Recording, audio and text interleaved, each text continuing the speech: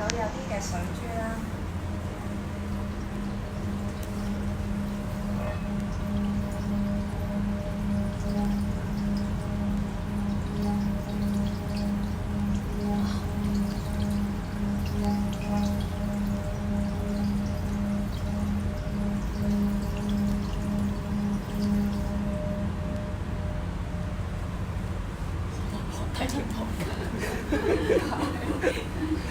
咁咧，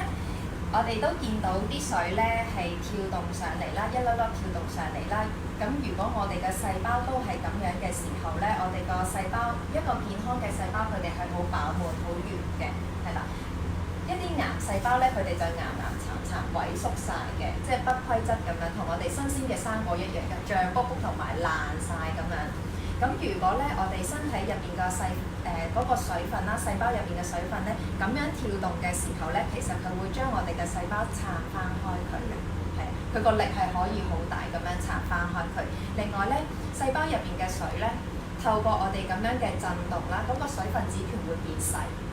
係啦，水分子嗰個團變細嘅時候咧，我哋個細胞咧更加容易吸收水分。當細胞有水啦，有氧氣嘅時候，佢哋就會健康啲。氧氣就係靠啲水咁樣跳動，彈開個空間，令到個氧氣容易啲入去。